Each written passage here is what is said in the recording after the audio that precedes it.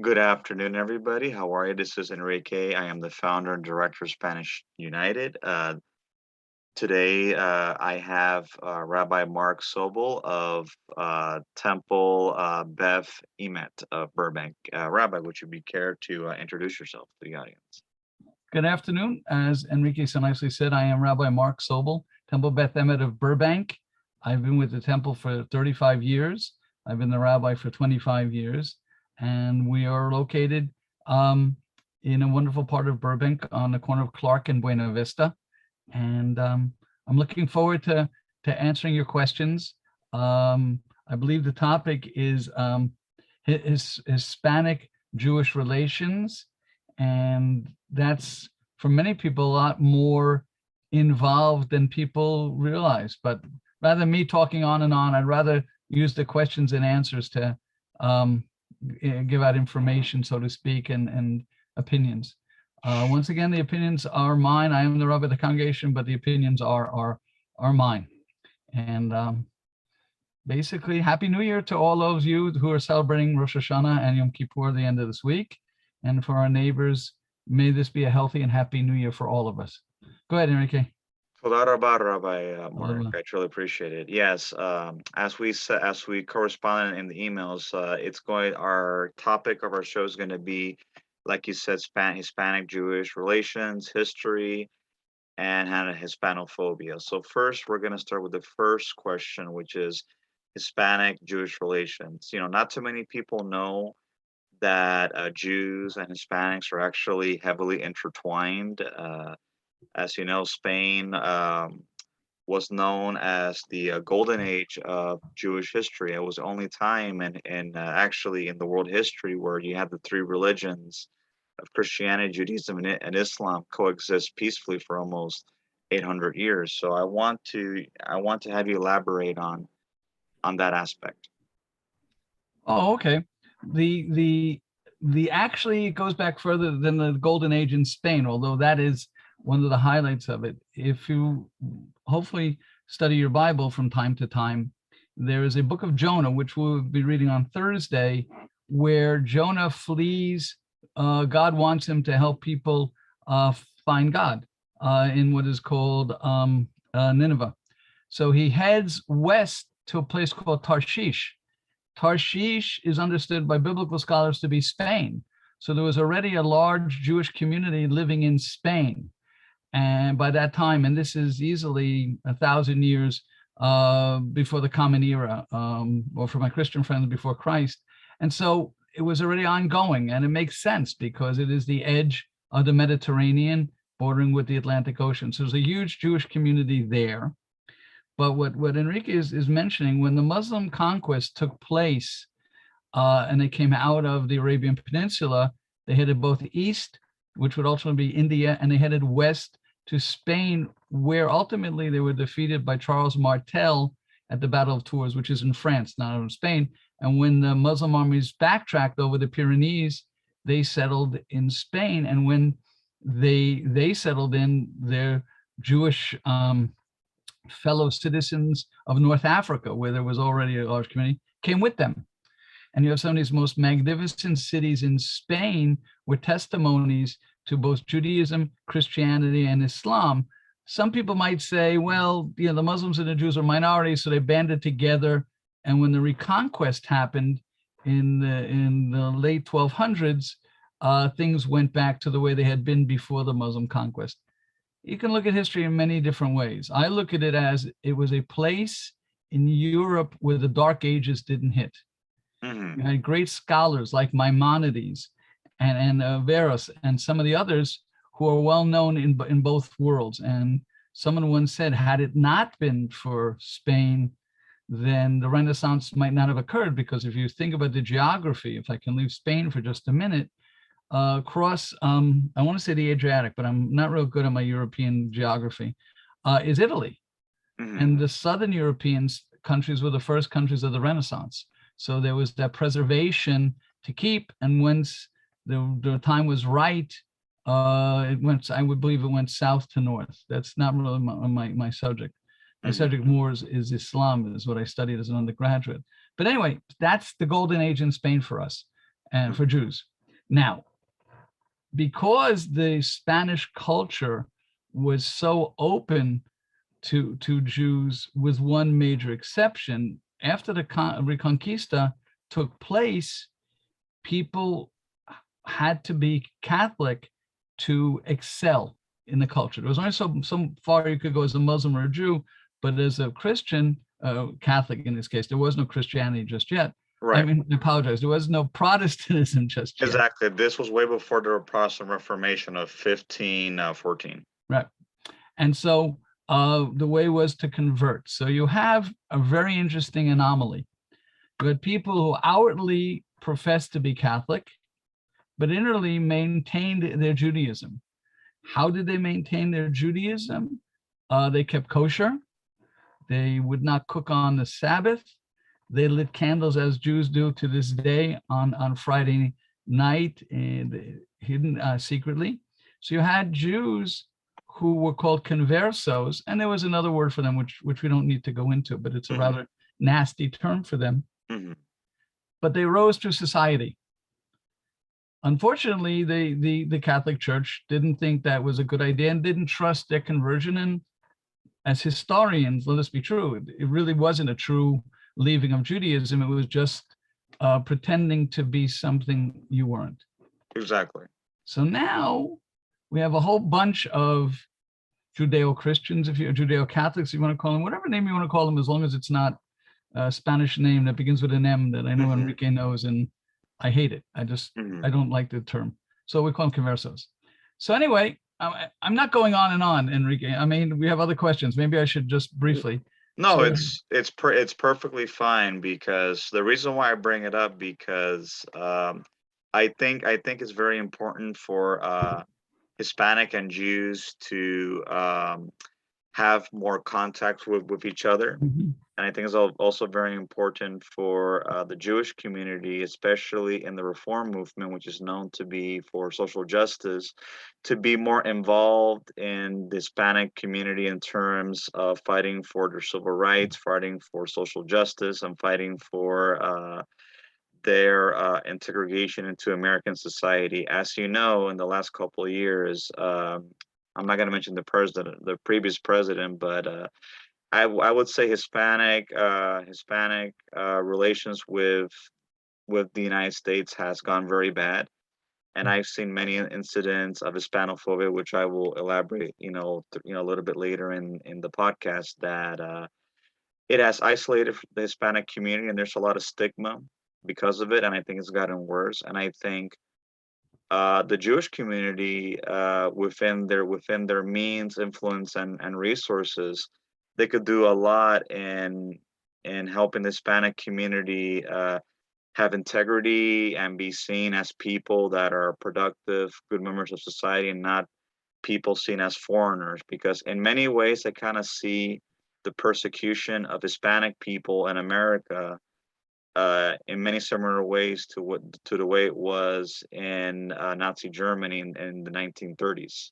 We were kind of scapegoated as the other. We were scapegoated as people destroying American society, the fabric of Anglo-Saxon society. So I think it's very important that there's better engagement between the Hispanic community and the Jewish community, especially those that have Jewish ancestry, because a lot of American Jews don't realize that about 30 to 40% of Hispanics in America have Jewish ancestry. A lot of them don't even realize it, and I think the Jewish community could do their part in helping those that have Jewish ancestry reinterrogate into Judaism. I think you have a good point that most people don't know, where we're going, and we'll get to the present day. I think you're right. In certain aspects of the Jewish community, not enough has been done, and there's a big problem. And I believe that more needs to be done for all minorities, especially and immigrants. And if I can I want to go back in history a little bit, because I think people don't know, but people forget that I would say roughly 80 to 90% of the entire Jewish community here has an ancestor who is from some other place in America. And they forget what the immigrant experience was 100 years ago. 100 years were on our mind because of the pandemic, but 100 years ago, Jews came from Eastern Europe with very little, and they were welcomed by America. And I think we need to remember that. The word of Emma Lazarus on the Statue of Liberty, without going into detail, but if you get a chance, if your listeners get a chance to look it up, give us our tired, your poor, your huddled masses yearning to breathe free. That was the slogan for Jews of Eastern Europe or even Western Europe. So I agree. More needs to be done politically. I think it's a little bit more complicated, but I promised you we would do history first. So we do history. So Enrique and I have talked about this, so I will try to be brief. So the Inquisition takes place. The same time the final steps of the Inquisition take place, 1492. We all know that rhyme is children, and Columbus sailed the ocean blue. Well, Christopher Columbus is an interesting person. He leaves, I want to say Barcelona. I always get confused. If I'm incorrect, please correct me. He leaves for the New World the morning, 12:01 a.m., that the final steps of the Inquisition, including expulsion, takes place. Mm-hmm. He forbids his sailors to have shore leave, which is very unusual for medieval voyages over an uncharted ocean, because he knew their paperwork would identify them as Jews. Mm-hmm. So what he in fact was doing was getting as many Jews as he could out on his crew. In fact, his flag bearer, Moses de Leon, depending on which historian, either still was practicing Judaism or was a converso, but was well known for his Jewish roots, is Columbus's flag bearer and plants the flag of Spain in the New World when it gets there. Mm-hmm. And without going into more details, but let's just suffice it that way. On that crew of Columbus are Jews. They come back, they tell Spain, and hence Coronado, Cortez, and the rest head for the New World. There is, if I can do art and imitation of life, there's an old movie called The Captain from Castile. And they don't call him Jewish, but they allude to the problems. But it's based upon a novel about a Jewish family whose captain fights with Cortez. Mm-hmm. So that brings me to my most favorite part. The Spanish government told its soldiers, if you would stay in the New World and protect our holdings, we would give you large land grants. Didn't say only Catholics. It just said a soldier who fought could go. There were many conversos amongst those soldiers. And they did what soldiers do. They took the land. They immediately rode home to Spain for a wife. Mm-hmm. And of course, who are you going to do but your cousin or someone you know and someone the family knows. So now you have all these secret Jews end up in the New World as Spanish citizens and definitely Hispanic. Their native language is Spanish. And they settled mostly in the Four Corner states, Colorado, Nevada, Arizona, and New Mexico. Mm-hmm. And they set up settlements. Why there? Because it was far away from Mexico City. Mm-hmm. And they begin to make babies and have families, and they are, by Jewish standards for sure, Jews. They just practice, Catholicism, but secretly they light candles, and so on and so forth. So getting back to it is, you have these settlements now, I think, well, we're talking about the 1500s, 500 years you've had secret Jews settling in these areas, many of which have looked at their Jewish roots and said, wait, I'm part of this culture. I am Hispanic, but I'm also Jewish. And some have officially come home and some have not. And the only reason, I don't blame it. If your family for 500 years been practicing Catholicism, it's kind of hard to say, you know what, I decided to be Jewish today. It's a little bit difficult, but it doesn't alter the fact. Now, I will be honest with you, I'm a thrift shopaholic. I love thrift shops. And one thrift shop I go to had a lot of things about Jerusalem, about Judaica, but Jewish stuff.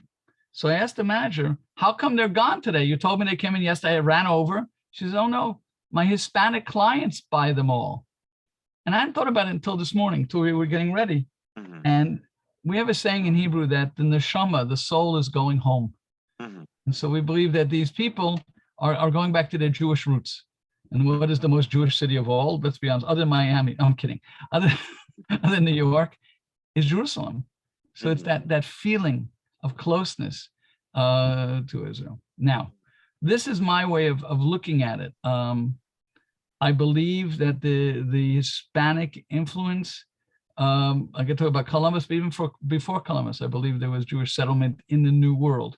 But I don't think that's the nature of the podcast. I think you want another question you want to ask, or you want me to Be my guest. Oh, okay. Well, I believe that there was a Jewish settlement in the New World before Columbus. There's a book called Sails of Hope written by Simon Wiesenthal, and he talks about Native American things that strike of Judaism. Marrying, if the brother dies before his wife gives birth to a baby, she must marry his brother and get married, and the child is actually named the son or the daughter of the father. Mm-hmm. When Columbus lands, people forget, they think Columbus Day is his birthday. Columbus Day is the anniversary of the day he landed in the New World, which is usually October. This year it's going to be September, Sukkot. But he writes in his diary about these Native Americans who practiced that and who practiced building little structures. If anybody's ever lived in a Jewish neighborhood, they know the Jewish people this time of year build this funny little hut called a sukkah in commemoration of the Bible. And he makes note of it. And I thought a lot about it. Could those Native Americans possibly have been Jewish?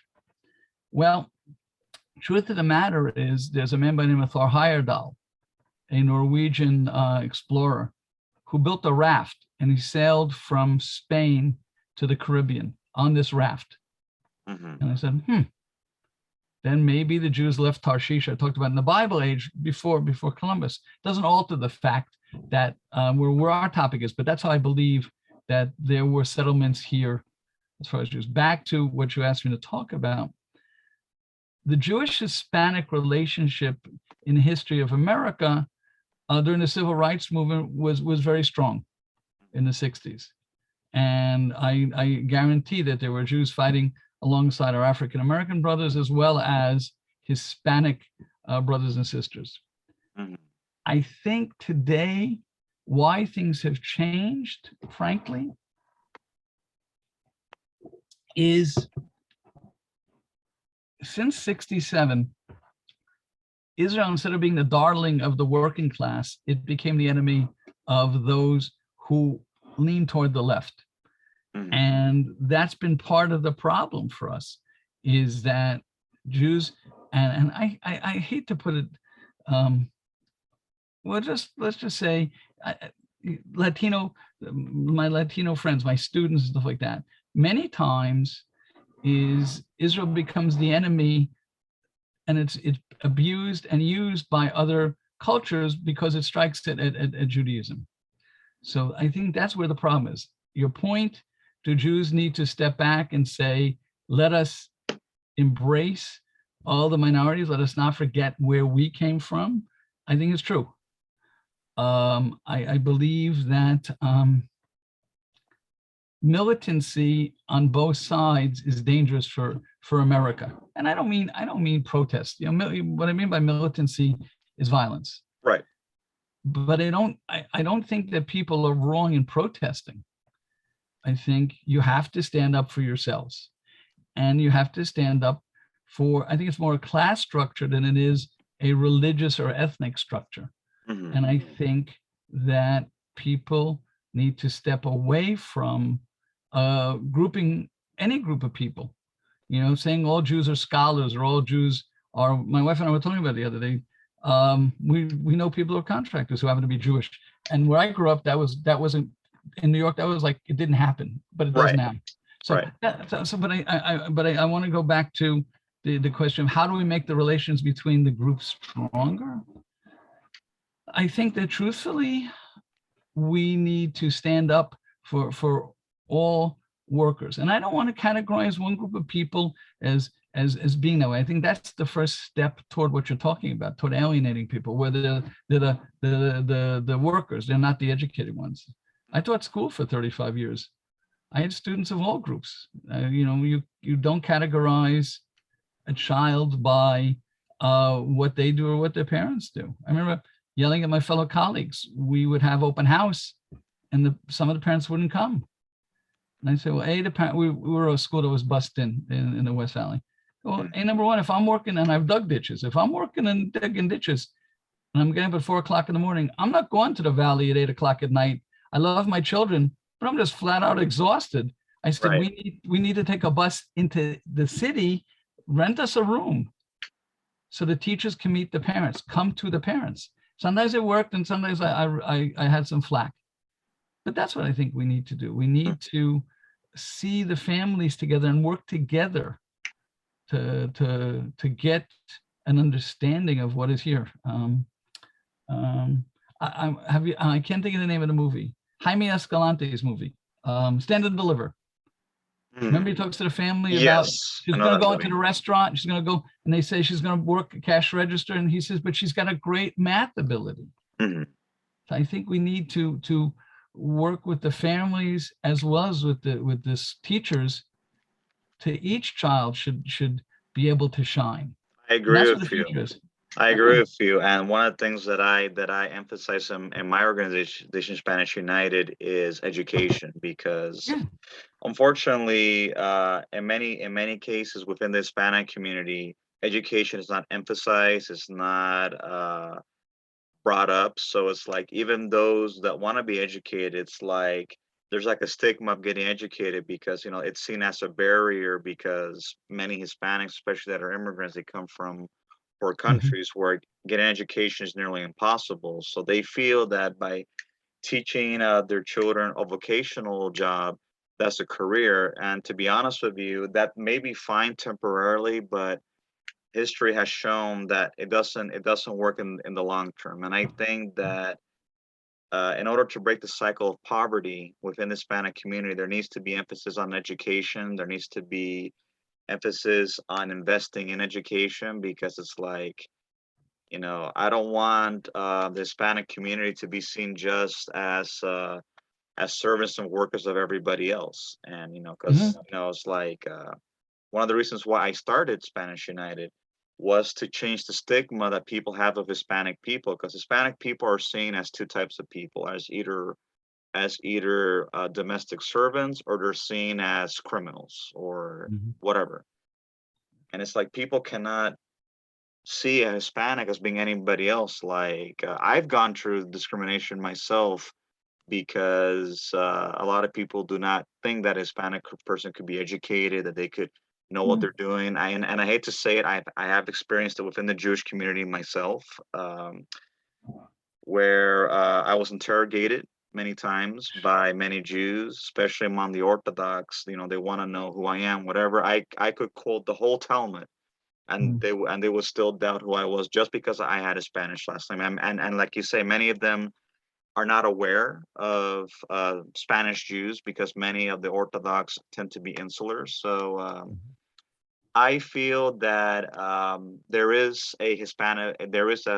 This also relating to the other part of the question of the podcast is that there is a Hispanophobia within the Jewish community among the left and among the right that is not spoken about. And many years ago, prior to going off the drag, I've done intakes and interviews with many Hispanic people that have worked for synagogues, like in the Valley and whatever, and they have told me that they were not seen as equals in many aspects. They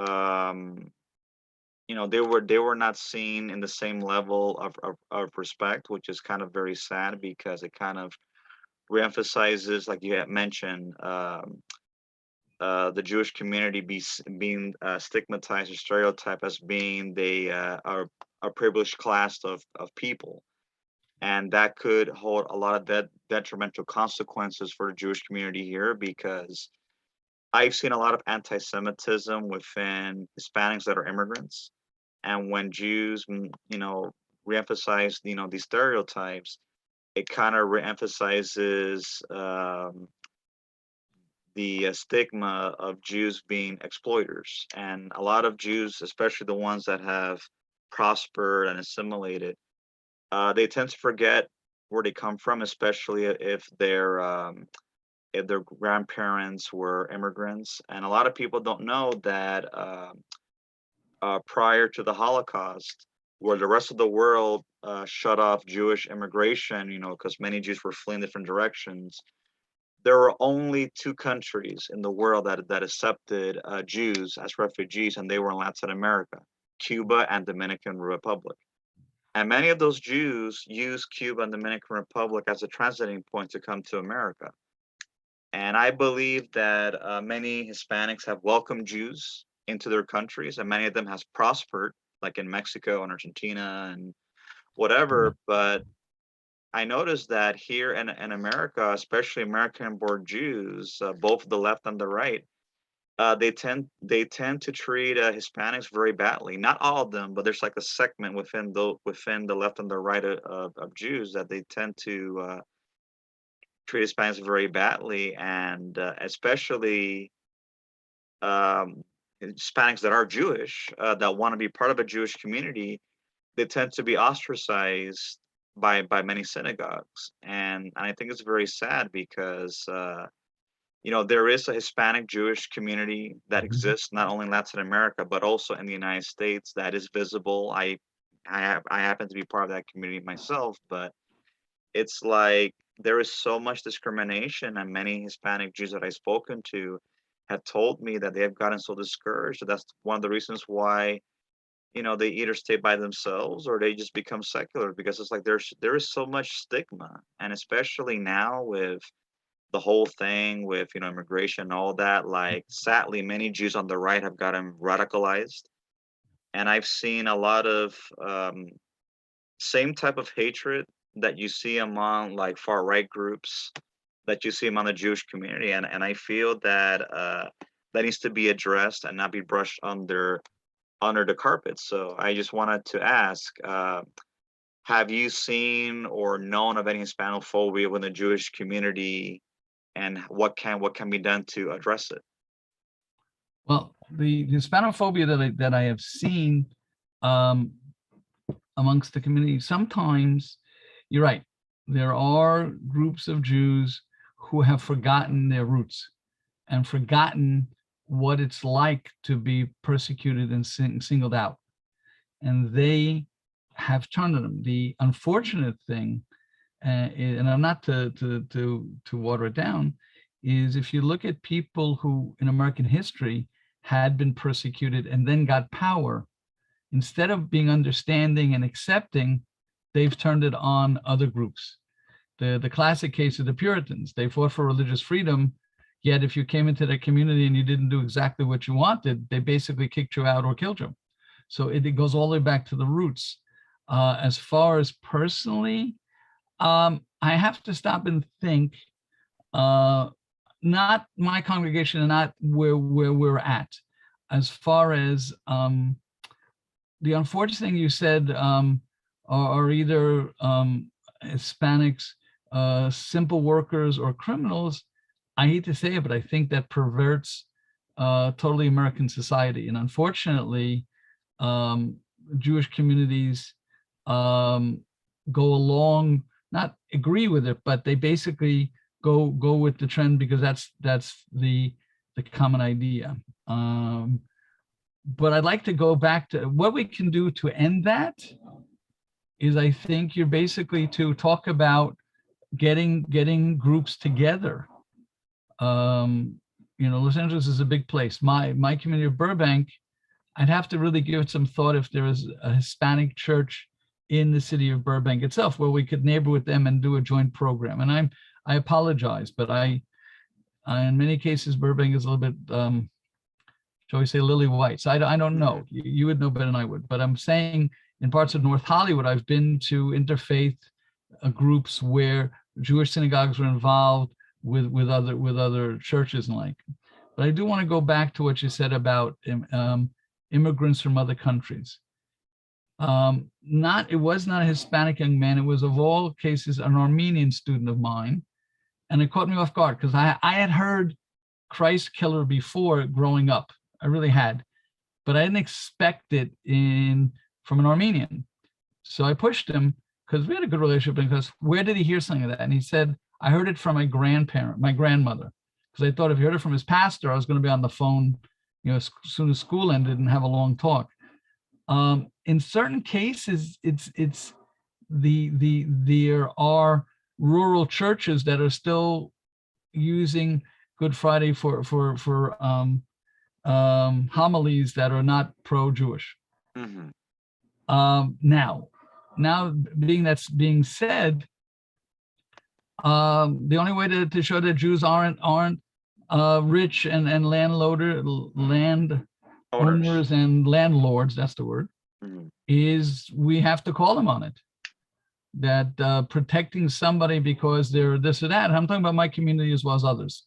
Hmm. You know, that we need to stand up for the working class and young people and lawyers and the legal ways to do it. It's not the quick thing, but that's the one way to do it. Is you have to say these people are doing crimes and call them on it in synagogue and things of that nature. We tend not to want to embarrass someone because that's one of the rules. But on the other hand, I'm with you 100%. Now, as far as occupations, then I think we all need to get together and start putting down after school programs that young people can get involved in, that once they go to school, whatever school they go to, they have an upward mobility. So they don't have to remain being in the stereotype. And Hmm. I started working when I was 13 years old. It wasn't anything higher than carrying fur coats to my grandfather, but it taught me to get a job and earn a living. And later on, when push came to shove, I applied and got jobs. I think we could do that with our kids. Hmm. Also, we need to, people need to be honest enough that if they're having trouble in school, remember, I'm speaking as an ex-teacher now, not just a Hmm. rabbi, Hmm. is ask for help. Ask for help. Say, I'm not understanding this. Don't be afraid. Don't stand on pride saying it's beneath me to get extra tutoring. Right. I got tutored in high school for French, Hmm. and I hated it, but I did it because I needed the grade. Hmm. I think that's very important, and especially with the school system. Unfortunately, one of the reasons why Hispanics tend to fail in school has to do because the teachers and the school board, they tend to blame each other. Like Yeah. when a student fails and the teacher is put on the spot, oh, he wants to blame, oh, it's the board of directors fault. When the board of directors are confronted, they say, oh no, it's the teacher's fault. So they kind of played the blame game, and that's one of the reasons why a lot of Hispanics are failing, is because no one's taking personal responsibility. Because Yeah. number one, it is not the parents' job to educate their children when they are at school, and it's not the teacher's job to make sure that the children are doing their homework when they get from school. So they have to work together and hold each other accountable. And someone that went to the public school system many years ago, I just saw that blame game where the teachers, they were like, if you graduated, great. If you graduated, great too, because either or, I'm gonna get my pension at anyway. So it's like many teachers within the public school system become very cynical. That they focus on me, and what's happening is that they're failing the students. It's like that's one of the reasons why a lot of Hispanic students drop out of high school. It's not because they're dumb. On the contrary, it's because they feel that the teachers look at them as just like, I don't care, you don't value. And that's one of the reasons why a lot of Hispanic students don't move up, is because the school system doesn't make them feel important. And I feel that is counterproductive, because it's like, if the students feel that they have value, they're going to work harder, they're going to reach out for help. But unless there is change and reforms, that's not going to happen. That's what my organization, Spanish United, is trying to do. We're trying to make reforms, not only through social justice, but also through education, through finances. Like, I see a very huge disparity of income. For example, when I go to Asian neighborhoods like in San Gabriel Valley, Temple City, Arcadia, and when I go to Hispanic neighborhoods like in East LA, Montebello, there's like a huge contrast.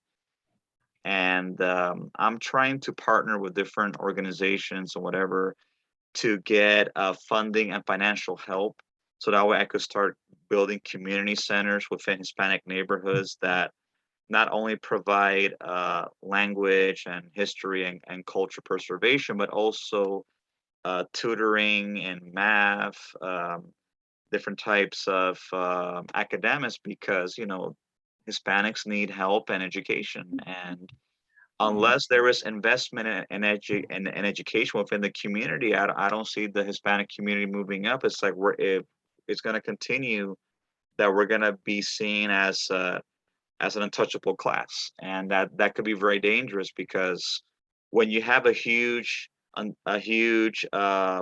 underclass and you have a minority class, what happens is that you have the majority revolt against the minority. That's one of the reasons why you see left wing and communist revolutions throughout Latin America, is because you had a huge uh, underclass of people that were impoverished, uneducated, unhealthy. Then you had a small minority of people that own 90 to 95% of the land that tend to be a wealthy minority. Some of them were of the Spanish conquistadors, and some of them were of Jewish or Arab extraction. So that caused a distrust and a backlash. So that's one of the reasons why I'm reaching out, like to yourself and different organizations, so that way we could work together, either financially or co-sponsoring something. So that way, not only it could prevent stigma between both groups, but also prevent what I see could be a future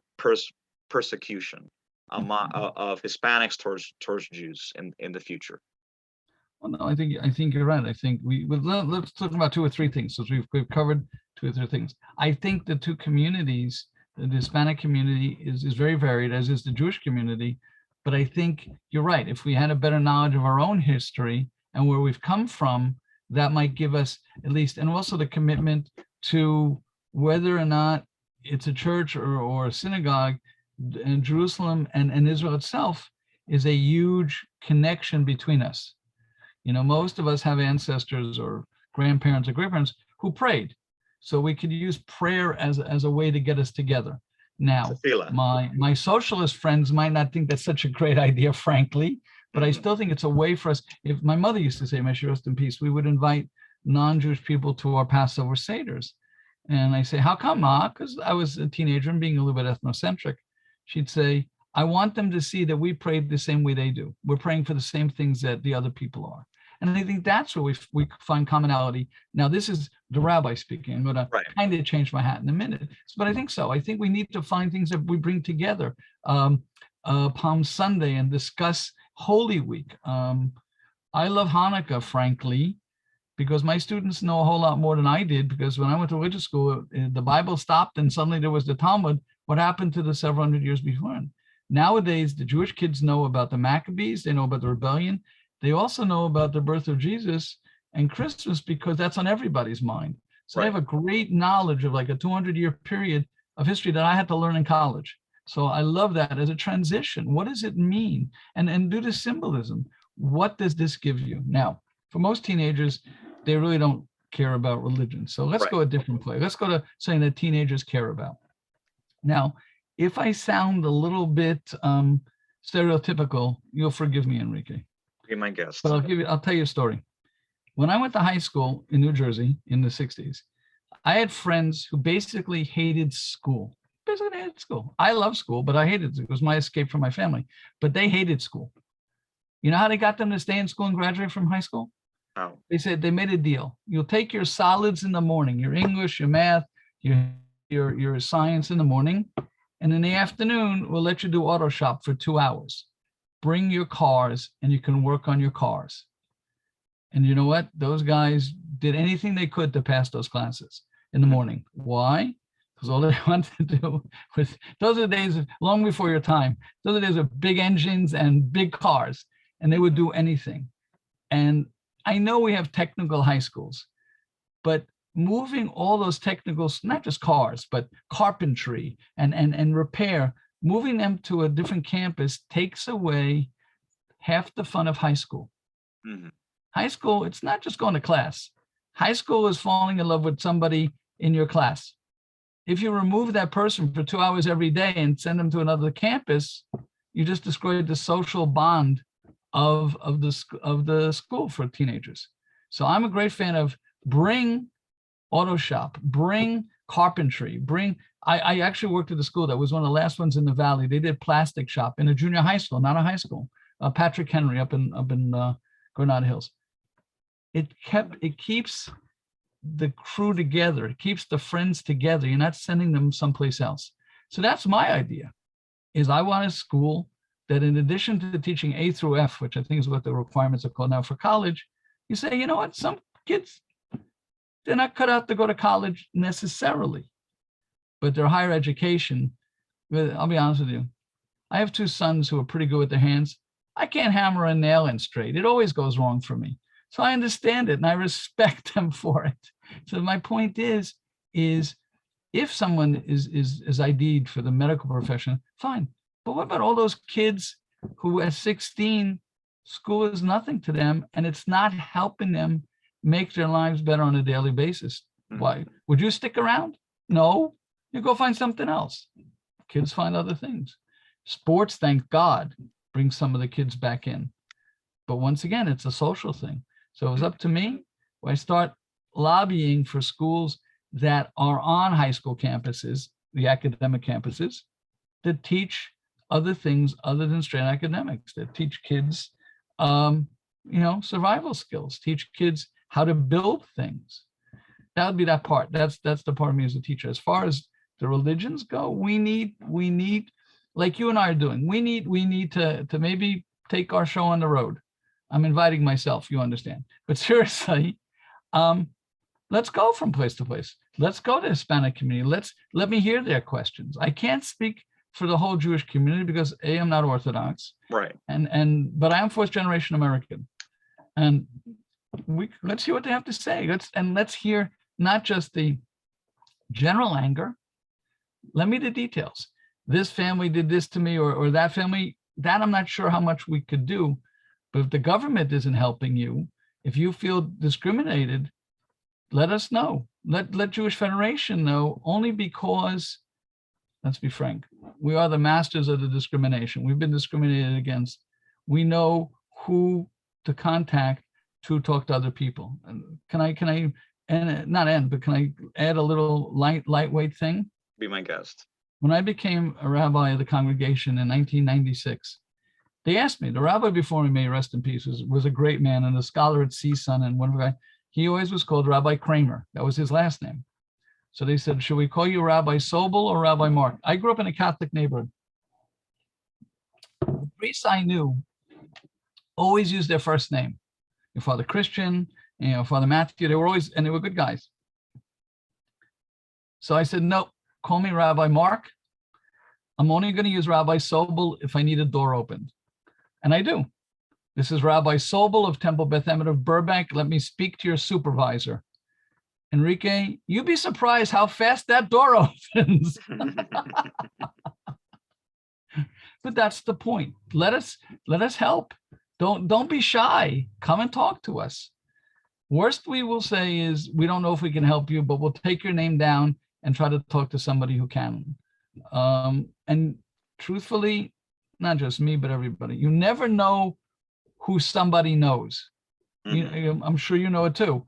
Somebody you know is a regular person, blah, blah, blah. Turns out that a brother-in-law of somebody a lot higher than a regular person. Just give me another light story.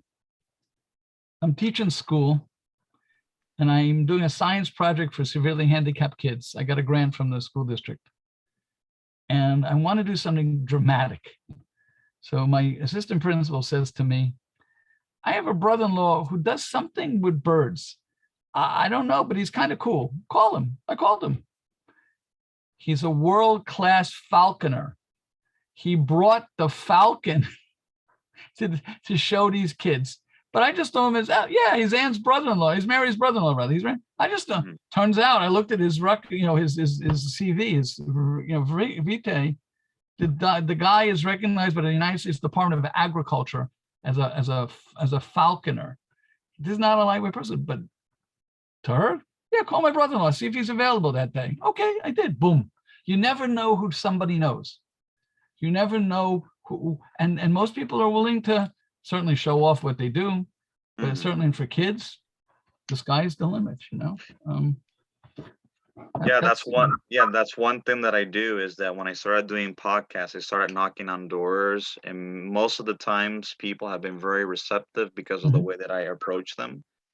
And there's many cases where I've had people that they were not interested or weren't able to help me. But like I tell my mother, my mother, she's, old school, and back then anyone that was an activist was seen not in the best light. But I told her, look, activism today is done differently. You don't have to go march or do anything like that. You could do activism by merely talking to people, knocking on doors, like what I'm doing with Yeah, you. Like I never met you before in my life, but I had the courage to reach out to you, talk to you.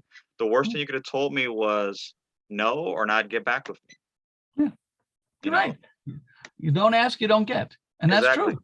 Yeah, You I have to agree. knock on doors, and depending on who you talk to, who you meet, you could meet someone, like you say, that could be at higher up that would be interested in working with you. Like I have had the opportunity to reach out to many politicians, people that I never thought I would even speak to, and they've been more than welcome to come on the show, and I've been able to establish a good rapport with them. But it's very important, like you said, that people need to speak. And unfortunately, the Hispanic community in general, traditionally, they tend to not speak. They tend to hold everything in, and I Mhm. think that's very detrimental because it's like the Hispanic community is hurting, but if they don't speak or voice up, it's like even people that do want to help and do want to do for them, it's like how are they gonna know if they don't speak? It's like it falls on deaf ears. So I think it's very important that the Hispanic community speaks up. At the same time, it's very important for others to listen. Yeah. Well, I think the point, and I think that people, um, I wish, I wish my Spanish was even halfway decent.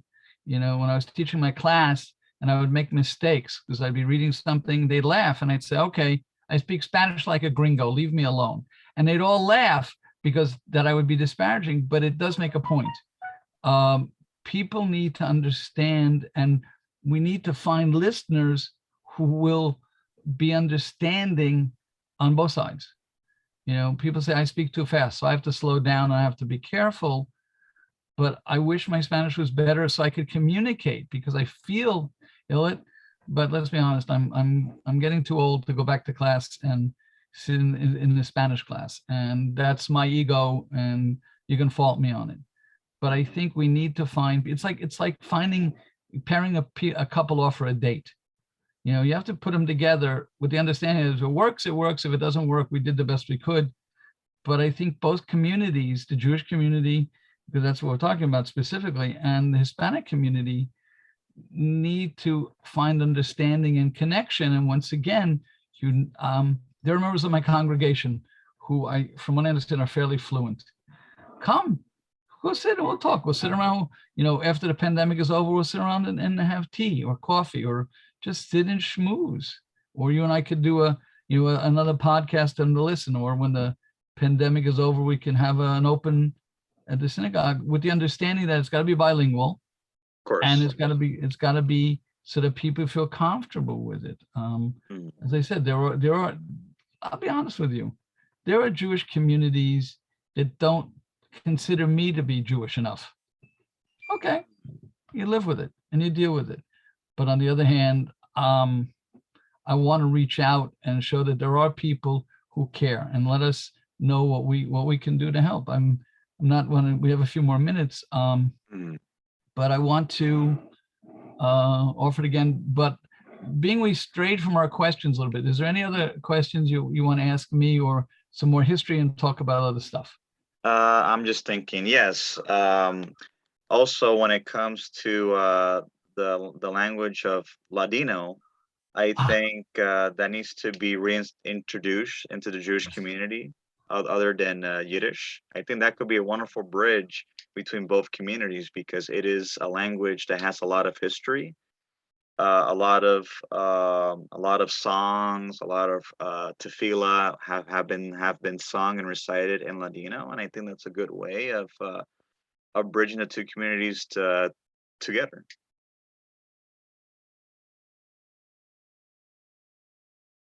Hello? Hello?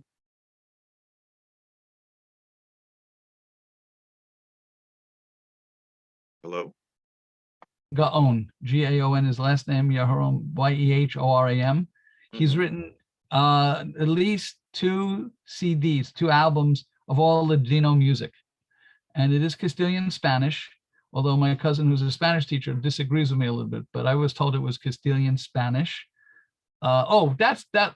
Well, when it's the last thing, remind me, I have one last anecdote to tell you about Hispanic culture. Okay. But anyway, Yes. that would be the person I would ask if your listeners want a good source of that to go there. Also, I have to ask my music director. Robin knows. She has a couple of Ladino things we're going to do for high holidays on Yom Kippur.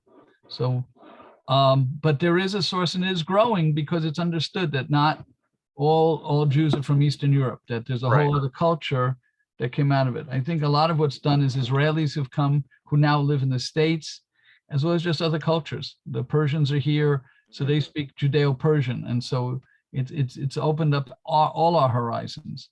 Prayers are a little bit different. Just once again, how you approach God, Kabbalah, more mysticism.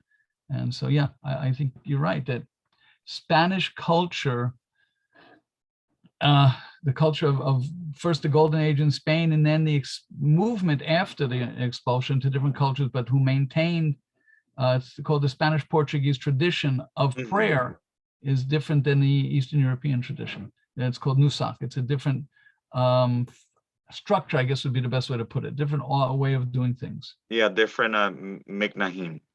Exactly, different traditions. Minagim, very good. How are we doing on time? Oh, we're doing great. I wanted to tell you thank you so much for participating in the podcast, Rabbi. I truly appreciate it. And as soon as I'm done, I will definitely send you the link so you could, listen to it, share it, pass it on. And also, like I said, I hope to work with you in the future. And if you know Please. anyone in your temple that is open and willing to donate to Spanish United, just let me know. So now it's time for my final anecdote to let you go. Be my guest. Okay. Remember I told you about Moses de Leon way at the beginning? Yes. The flag bearer. Well, Columbus lands with his soldiers. They hadn't become anti-Native American yet. They were still just a bunch of Spanish guys wondering what the heck are we doing here. And they come across a turkey, except they don't know what to call it. So they think back to their Hebrew roots, and the Hebrew roots for a parrot is the word tuki. So that's the only thing that Moses de Leon can come up with. Now, my understanding was he spoke Castilian Spanish, and my understanding was it's a very strong lisp. Am I not correct? Yeah, correct. Yeah. Okay. So I'm going to, well, I'm not going to ask well, yeah, what the heck. If you don't mind, and you're pretty open to something fun, take your forefinger and put it on top of your tongue, and take your thumb and put it under your tongue. Okay. Okay. And say tuki. Tuki. There you go. Guess where the turkey got its name? From the Jews. From what I just told you, from the Castilian Spanish of Moses de Leon saying tuki, because it came out with the lisp, it came out turkey. Honest. Oh wow, that's something I just learned today right now. I did not know that. I hope I lightened up the heaviness of our discussion. Oh, you did. You did. That was very humorous. Thank you so much. You're welcome. And you know how to get a hold of me if I can be of any help on behalf of myself and my congregation. I would love to, Enrique. You just take care. And as we say, may it be a good year. Shana Tova. May it be a good year for all of us. And I do mean all of us. You too. Toda Rabbi and Shana Tova to you too. Toda Rabbi. Bye-bye. Bye-bye.